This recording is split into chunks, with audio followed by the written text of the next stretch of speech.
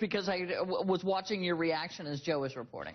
Yeah, I mean, really feeds into the president's competence. I mean, that's really the question now that people have: is the president competent to do his job? And Obamacare is certainly front and center.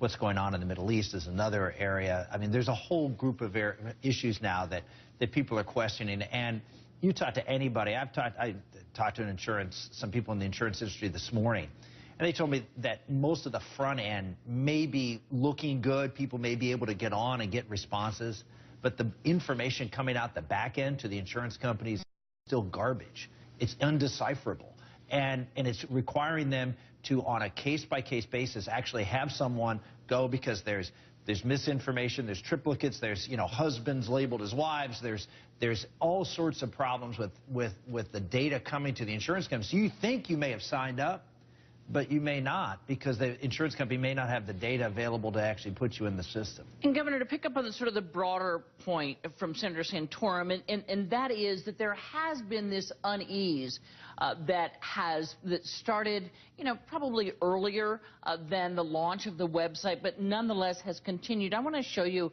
a CNN ORC poll. This is that good track, bad track. How well do you think things are going in the country today question? And right now, 59% of the country thinks things are going badly.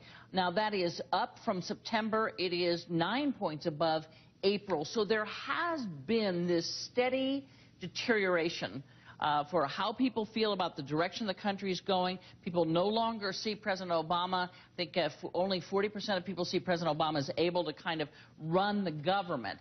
Is there that kind of lasting damage? That's certainly what Senator Santorum is talking about. No, I think there's no evidence for that at all. Again, I think that's right-wing talking points against this president. They've from day one, when he got in there, they've tried to undermine him as a human being, and I think that's it's not a tactic that's good for the country. So my view is, in fact, the president just got. It's true that you had reservations. You didn't like this when it first rolled out, right? No, this is not, from my point of view, an ideal plan, but this is what passed the Congress. And this is the law, and Romney did something very similar in Massachusetts, and it's worked very well. So who am I to say that the Supreme Court and the Congress of the United States is wrong all the time? I think we ought to make this thing work. It's the law. It can work. Mitt Romney proved it did work in Massachusetts, where 98.5% of all Massachusetts citizens have health insurance.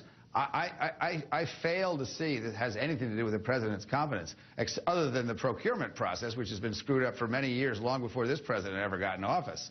So I lose my patience with this nonsense, and I do believe that the facts are going to be determined by what happens on the ground, and I think 3 months from now, a lot more people will have health insurance, and a lot more people will be happy with all this. Well, first off, it's not nonsense. Massachusetts, by the way, has the highest insurance rates in the country. So for all the quote good that it does, people pay a lot, and that's what you're going to see.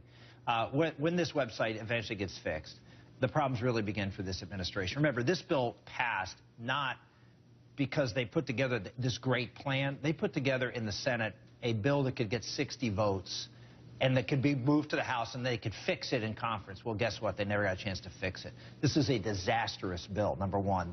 It is a big problem. The president stood behind it, promised all these things. What's going to happen? People's rates are going to go up. They're going to go up dramatically. They're going to see their premiums go up. They're going to see their deductibles go up. And here's the thing that, again, no one's talking about.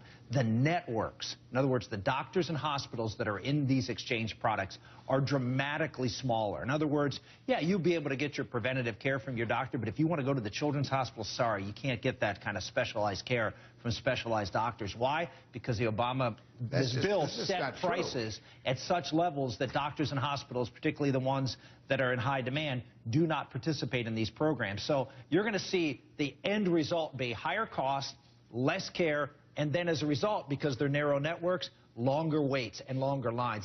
This is just beginning the disaster of Obamacare. Go ahead, Governor. Well, look, I heard that we've heard this kind of talk from the.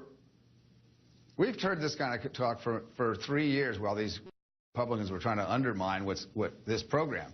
And what we haven't seen is what the results are. And I think that none of that's going to happen. There are going to be some rates that go up, because rates have been going up for 30 years. And there is no cost control in this bill, and there was no cost control in Governor Romney's bill. That's going to have to come later. We're going to have to get away from fee-for-service medicine in order to do that. That was not addressed in this.